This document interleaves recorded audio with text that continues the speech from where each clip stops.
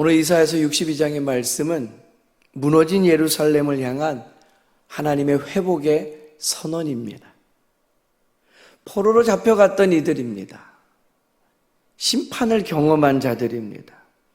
그러니 이 시온은 사람들의 눈에 볼 때에는 버림받은 자 같습니다.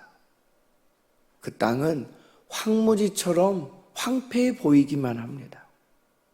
그러나 하나님께서 그들의 현재 형편이 마지막 이름이 아니라 이것을 오늘 알려주십니다. 4절 말씀에 보면요, 하나님께서는 다시는 너를 버림받은 자라 하지 않겠고 오직 너를 헵시바라, 내 땅을 풀라라, 그렇게 불러주시겠다 약속하십니다.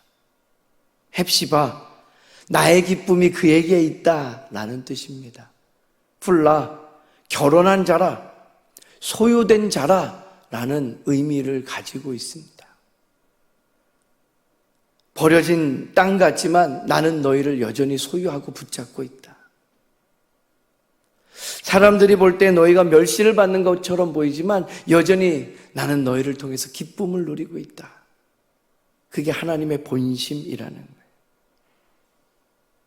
하나님의 백성이 수치에서 은총으로 회복되는 모습, 버림받은 예루살렘이 다시 하나님의 사랑받는 성읍으로 회복된다는 것을 오늘 하나님께서 보여주고 계시는 거예요. 오늘 말씀의 핵심은 너무나 분명합니다. 사람들이 우리를 무엇이라고 부르는가 보다 하나님께서 우리를 어떻게 여기시고 부르시는가, 이것이 중요하다라는 거죠. 두 가지로 오늘도 말씀 속의 은혜를 누리기 원합니다. 첫 번째, 우리에게 주시는 말씀은 하나님께서는 우리의 이름을 새롭게 하시는 분이라는 거예요. 오늘 본문의 3절 말씀입니다. 우리 한 목소리로 함께 읽겠습니다.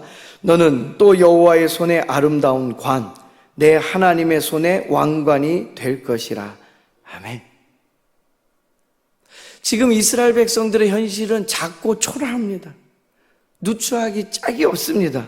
버려진 형편입니다. 그런데 하나님께서는 그들을 왕관이라고 부르고 계십니다.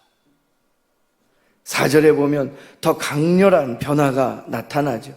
사람들은 너희를 버림받은 자라, 버려진 자야, 그렇게 말하고 다니는 거예요. 네, 그냥의 형편을 보면 그 말이 맞습니다. 그런데 하나님께서는 내가 너를 기뻐한다라고 말씀하고 있는 거예요. 누더기 같은 옷 입고 냄새 나는 상황 같은데 하나님께서는 그냥 끌어안아 주고 계시는 거예요. 상황은 아직 하나도 변한 것이 없습니다. 그런데 하나님께서 이름부터 바꿔주고 계시는 거예요. 이게 은혜예요. 왜냐하면 우리의 정체성은요, 상황이 아니라 하나님의 사랑으로 결정되기 때문입니다. 하나님께서 이름을 바꾸셨다라는 얘기는 우리가 어떤 존재인지에 대한 변화가 일어나는, 내가 누군지를 규정하시는 그 하나님께서 이름을 바꿔 부르고 계시다는, 그러한 가장 확실한 예가 창세기 32장에 등장하는 야곱입니다. 욕심쟁이입니다. 지만 아는 인간입니다. 좋은 거라면 놓치고 싶어 하지 않습니다. 어떻게든 속여서라도 성취하려고 합니다. 그냥 성경을 읽으면서 보면은 때로는 부끄럽습니다. 그런데 거기에 투영된 우리의 모습이 보이면 민망하기 짝이 없습니다. 나구나. 그런데 하나님께서 그 야곱을 향해 이스라엘이라 이름을 바꿔 먼저 불러주시오. 영적인 것 하나도 놓치고 싶지 않아서 씨름하던 야곱입니다. 하나도 바뀐 게 없어요. 그런데 하나님은 그의 이름을 이스라엘이라, 새 이름을 주십니다. 그게 우리에게 소망이 있다라니. 고린도후서 5장 17절 말씀을 보면 우리가 잘 아는 그 믿음의 고백이 나오죠. 누구든지 그리스도 안에 있으면 뭐라?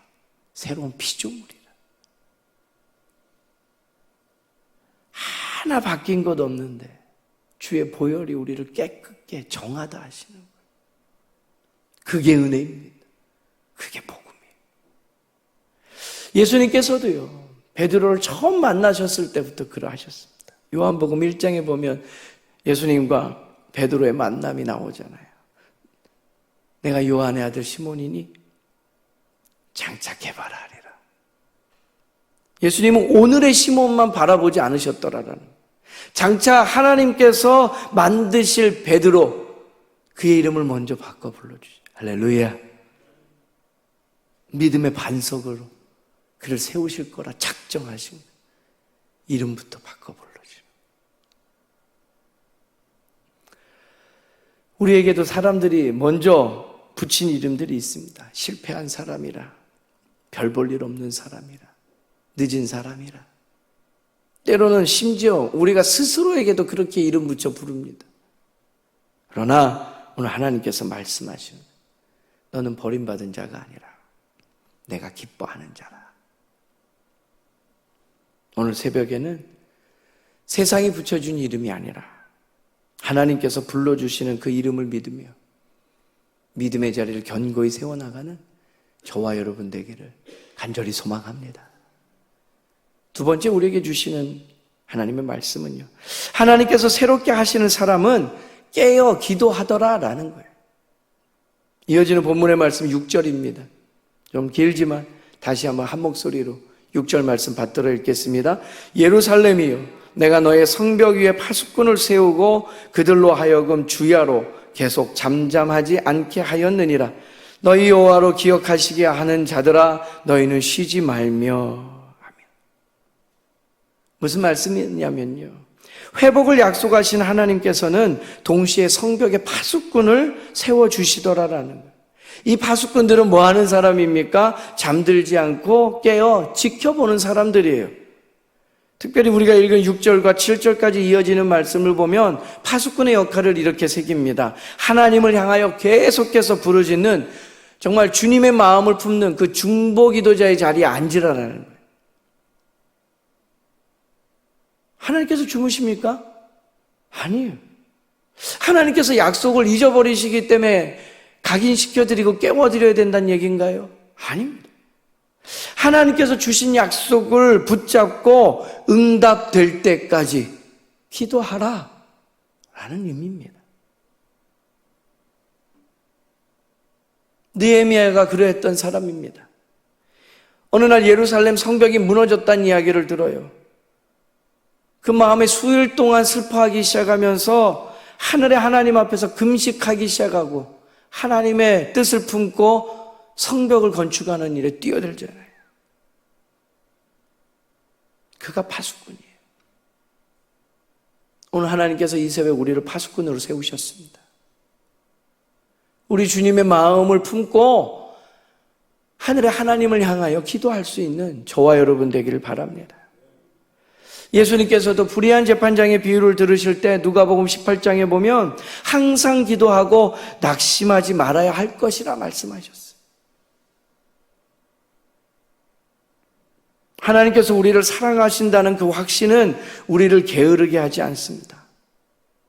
하나님께서 행하신 일이니 나는 모르겠다라고 외면하지 않게 하시는, 오히려 더 간절히 기도하는 자리에 우리를 앉히십니다.